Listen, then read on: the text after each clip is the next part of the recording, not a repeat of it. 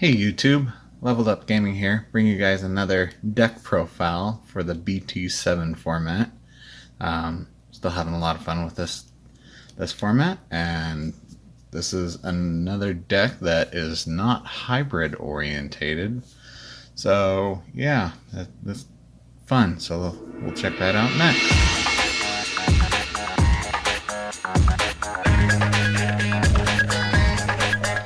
Alright guys, this is a purple deck.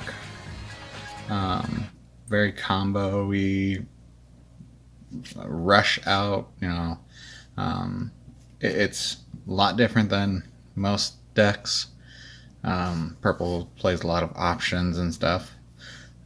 So the counts are really weird in this deck, but you'll see why here when we get through the profile of showing off all the cards. And then I'll go through a couple of the little things you want to do with the deck if you're going to try playing it, and also explain some of the card choices. But we're going to start out with the babies like we always do. Just 4 Sunomon. You really don't need a 5th one, I find, and you're going to be trashing a lot of cards from your hand, so drawing from this is going to be good. Most of the time you're just going to be breeding one Digimon down in the breeding area until it gets up to almost Mega level 6, or right before level 6, and then pushing it out and going to level 6 that turn, because Blue Hybrid is still rampant. I hate Blue Hybrid, but it can get rid of your sources, and you kind of need your sources when you go to start your plays, but you're fine with just keeping it down the breeding area and bringing out other Digimon other ways, or setting up, getting ready for your big plays. So that's the babies. Just 4 Sunomon. For the level 3s, really low count, but again, you're only building up in just the breeding area. We're playing 4 of the Gabumon that has the when attacking trigger draw 1, then trash 1.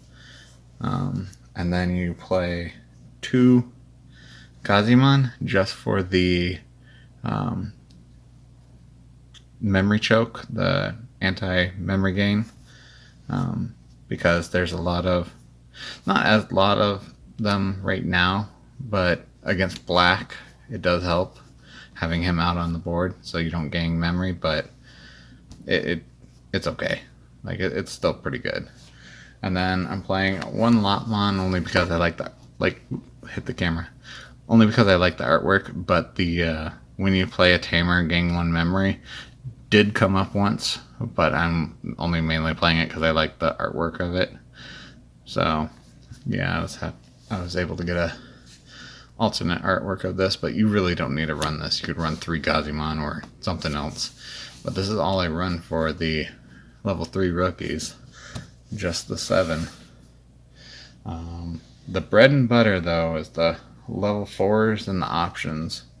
So we run in here the Ginkaku package. We have 4 of the Kinkaku, the one that when attacking trash 1 card, delete 1 of your opponents for inheritable. We run only 3 of the Ginkaku because the hard play cost, because you're going to probably be hard playing them in the beginning, and then you can just trash him with later on really easily. You only basically need 1 of each in your trash to get the combo going. So that's all for those ones, and then the actual the 4 of the main Ginkaku promote. If you don't know what these guys do, or especially this guy, on play you play 1 of each of them, and or 1 of each of them from your trash underneath of them, and then if you did do both, you draw a card and gain memory, and he has rush. So you'll see here in a moment why we play this package when I get to the options. The other level 4s that we run just 2 Raremon, because the on play reveal the top 3, add an option card, and we need our option cards to get the combo going. The trash the remaining cards is perfectly fine, especially if you hit these guys and they go to the trash. That just sets it up even faster. And the hard play for 5 isn't that bad. That, and we can play it multiple other ways too. So, and then I just run 1 Wizardmon. It's good. It doesn't. I did have this come up once, and it's pretty good having the gain 1 memory when you use an option card, because you will be using an option card when we get to our level 6, and to get these guys all out, you're just gaining that extra memory. Really good, really good. So that's it for the level 4s. Really high count, as you can tell. Pretty high on the 4s compared to the 3, but then again, you're only wanting to really be raising 1 Digimon at a time until it gets to full mega, or almost full mega, before you push it out anyways. So the 4s are where you kind of spam stuff out. We'll get on to the level 5s here. We're running 3 Skull Greymons. This is the Skull Greymon from BT7, the super rare from that one. When you trash it, you can then put it underneath of another card as an inheritable, and it gains retaliation. And then the other big thing is the when attacking, you can trash a card to gain 3000 DP. The trashing a card is what you want to do, especially if you get a lot of your Ginkaku and Kinkaku guys in your hand, is trash them to get this effect going, or to get them in the trash to get the effect going. Along with the trashing, we're also playing 3 of the Rebellion that has the when digivolving, you trash a card, and then if you do, it gains blocker and retaliation. Another way of just trashing, and then this is your kind of little protection, you know. And then if you happen to have enough memory, if you happen to have enough memory on your turn with them, you can actually also, do the trash, and when you play him out, do the trash. If you still have if you still have memory in your turn to do it, swing with that retaliation. I did that once, and that was a heck of a lot of fun. I played this deck this weekend at my local tournaments, and did really good, and loved the retaliation aspect.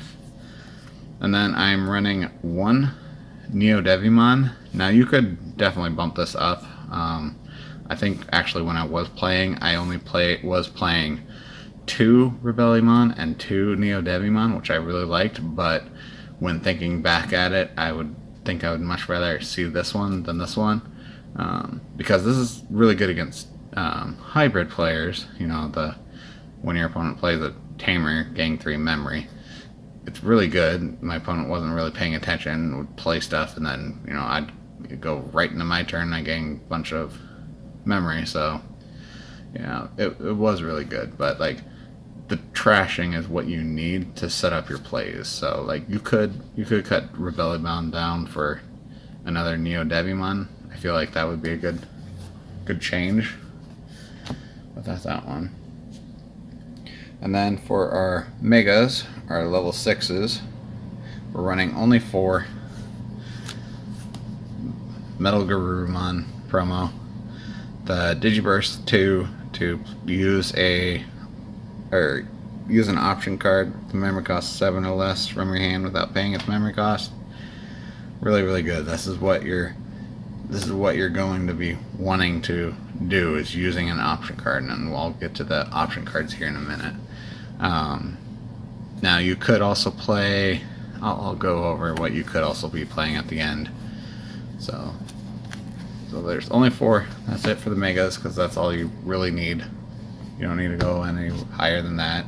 We don't run any level 7s, although technically, like Omnimon Zwart that revives from the trash wouldn't be a bad option, but I don't really see the need for it. So for our tamers, we're running 4 Mimi. That's it. Only 4. No memory fixer. I feel like I had a memory fixer in here at one point during playtesting, and it just felt like I was always giving my opponent 3 extra memory to work with. and I just didn't really need a memory fixer. And this card, especially when you just get like 2 or 3 of them out, oh, it's so good. You're constantly gaining memory either on your turn or your opponent's turn, because there's a lot of people playing option cards right now. So this is just really, really good. You can really like stop your opponent from playing options. It can make it so that if they play an option, it just goes right into their turn before they can do anything. Like my opponent was playing the Dorogoromon Black, the new X antibody stuff, and he played Final Zubagon Punch, and I triggered that, and he was only at 1 or 2 memory when he played Final Zubagon Punch, and I played that, and it just went into my turn at 1. And he's like, "Oh, I forgot that was out." I'm like, "Yep, yeah." So that is it for the Tamers. It's just that. The options, though, this is the bread and butter of the deck. 4 Underworld's Call and 4 Fight for Your Pride. Both of them do virtually the exact same thing. Now, this one just does stuff with Myotismon, which we don't even play Myotismon, but both of them are the main effect is you can play a level 4 Digimon from your trash without paying its memory cost. That's what you're always doing. It's just that. Now this one does have an effect that if you trash it from your hand, you get to draw a card. Never came up, nor do you ever really want to trash it, but it is there as an option. But yeah, this is your bread and butter. You're gonna always wanting to be reviving back your Ginkakumon Promote. And that is how the deck works, is that the Ginkakumon Promote. The other options that we're playing, Purple Memory Boost, just to get to your pieces. Playing just 1 Jack Raid. Just, you can cut it out for something else. And then for removals, we're playing 2 Fly Bullets, because you can activate it off of Metal Garurumon for free. Or if they hit it in security, pretty good. And then we just play 1 Deathclaw, because it's not so bad, especially if like you're needing your Ginkakumon Promote to be in your trash, and he's already swung for that turn, he didn't die. Doing this, Deathclaw on him away. If you have something else that gain the memory, like Mimi, this costs nothing. And then you just trash your Ginkakumon, play another one using some Digiburst stuff from Metal Garurumon for the your Fight for Your Pride, or the Underworld's Call. Bring back your Ginkakumon, put the pieces underneath of it, gain that memory, gain the draw 1, swing again with them because it has Rush. So yeah, that is the deck. It is a lot of fun to play. A lot of fun. Very combo-y, but a lot of fun. You can see that, you're going to be wanting Kakumon Promote, that, and that. So, even if you trash these from underneath, trash one of these from underneath with a bunch of other cards, you can still end up playing, even if you have this underneath, even if you're stuck with this in your breeding area, you're needing to draw a card, you're sitting at level 4, you can't find your level 5s, Digivolving for 1 on top of this in your breeding area, because it only costs 1 to draw another card, and hoping that you're trying to find your level 5s if you need them, just keep building that stuff. That's not that bad of an option, because you can do this. You can literally just, build into that. And then if you happen to have basically if you built it up like that, and, you have your normal level 5s, and you go to trash something else from an effect, say you're attacking with this and you trash 1, you can trash this, put this underneath of it, and if you built up doing this package, you basically get to do the Digiburst 3 times in that turn, if you built it in security that way. Or not security, if you built it in your breeding area that way. And so having all these options for that, all the Underworld Calls and all the Fight for Your Prides, you just start going off. And even if you don't have him on board, the